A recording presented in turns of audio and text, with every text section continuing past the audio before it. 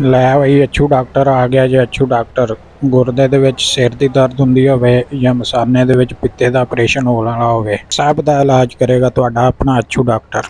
ਓਏ ਪੁੱਤ ਚੁੱਕ ਕੀ ਹਾਲ ਆ ਤੇਰਾ? ਮੇਰਾ ਹਾਲ ਠੀਕ ਹੈ ਖਾਲਾ, ਲੱਗਦਾ ਤੂੰ ਗੋਭੀ ਬਹੁਤ ਖਾਨੀ ਆ, ਹੁਣ ਰਹਿ ਗਈ ਨਾ ਗੋਡਿਆਂ ਤੋਂ। ਬਸ ਪੁੱਤ ਸਾਰਾ ਕੁਝ ਹੀ ਖਾਣਾ ਪੈਂਦਾ ਹੈ। ਤੂੰ ਦੱਸ ਕੋਈ ਇਲਾਜ ਹੈ ਇਹਦਾ? ਇਲਾਜ ਤੇ ਬੜੇ ਆ ਖਾਲਾ, ਪਰ ਤੂੰ ਆ ਚੱਕ ਇੰਸਟੈਂਟ ਹਾਏ ਮੈਂ ਟ੍ਰੀਟਮੈਂਟ। ਮਰ ਗਈ, ਕੋਈ ਦੰਦ ਸੀ ਮੇਰਾ ਉਹ ਵੀ ਤੋੜਤਾ ਬਗੈਰ ਤੇ ਆ ਜਾ ਹਮਾਰਾ ਪਰਾ। ਮੈਂ ਨਹੀਂ ਕਰਾਉਂਦੀ ਕੋਈ ਵੀ ਇਲਾਜ ਲੂਜ। ਲੈ ਕੈਂਗਰੂ ਤਰ੍ਹਾਂ ਤੂੰ ਛਾਲਾ ਮਾਰਦੀ ਫਿਰਦੀ ਆ, ਹੋਰ ਇਲਾਜ ਕਿੱਦਾਂ ਹੁੰਦਾ ਹੋ ਤੇ ਗਿਆ ਆ ਇਲਾਜ।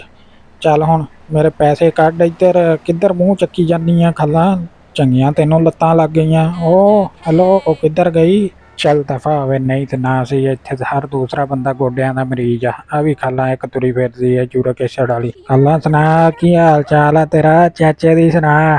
ਹਾਏ ਮੈਂ ਮਰ ਗਈ, ਕੌਣ ਐਵੇਂ ਤੂੰ? ਲੈ ਮੈਨੂੰ ਨਹੀਂ ਪਛਾਣਿਆ ਖਾਲਾ ਤੂੰ, ਮੈਂ ਗੋਡਿਆਲੋਜਿਸਟ ਅੱਛੂ। ਹੋਏਗਾ ਭਾਈ, ਮੈਂ ਕੀ ਕਰਾਂ ਫਿਰ।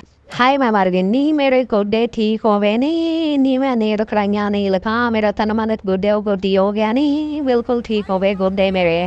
ਅੱਛੂ ਡਾਕਟਰ ਜ਼ਿੰਦਾਬਾਦ, ਅੱਛੂ ਡਾਕਟਰ ਜ਼ਿੰਦਾਬਾਦ। ਉਹ ਤੂੰ ਮੁਰਦਾਬਾਦ ਹੀ ਰਹਿਣ ਦੇ, ਪੈਸੇ ਦੇ ਮੇਰੇ। ਜਾਨੋ ਅੱਛੂ ਗੋਡਿਆਲੋਜਿਸਟ ਕਿਰਨ ਦਿਆ, ਮੇਰਾ ਰਾਦਾ ਪੱਤਾ ਵੀ ਵਾਲੀ ਭੂਆ ਨੂੰ ਬੁਲਾ ਕੇ ਉਹਦਾ ਵੀ ਇਲਾਜ ਕਰਵਾ ਦੇ। ਖਾਲਾ ਗੋਡੇ ਤੇਰੇ ਜਾਮ ਹੋਏ ਐ, ਜੇ ਕਹਿੰਨੀ ਆ ਤੇ ਥੋੜੀ ਜਿਹੀ ਗਰੀਸ ਦੇ ਦਿਆਂ। ਵੇ ਰਹਿੰਦੇ ਪੁੱਤੇ ਇਹਦੀ ਠੀਕ ਹੋਣੇ ਹੋਣੇ। ਲੈ ਐਵੇਂ ਨਹੀਂ ਠੀਕ ਹੋਣੇ, ਉਹ ਵੇ ਜਾ ਜਾਂਦਾ ਹੈ। ਹਾਏ ਮੈਂ ਮਰ ਗਈ, ਮੇਰੇ ਨੱਕ ਦਾ ਆਪਰੇਸ਼ਨ ਹੋਇਆ ਸੀ, ਉਹ ਵੀ ਤੋੜ ਛੱਡਿਆ, ਨੱਕ ਦੁਬਾਰਾ ਵੀ ਬਗੈਰ ਤੇ ਆ।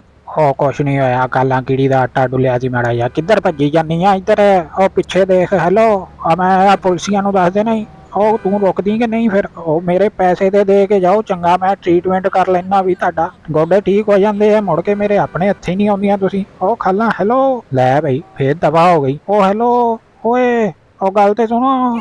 ਵੇ ਪਰਾ ਮਾਰ ਵੇ ਵੱਡਾ ਤੂੰ ਗੋਡਿਆਲੋਜਿਸਟ।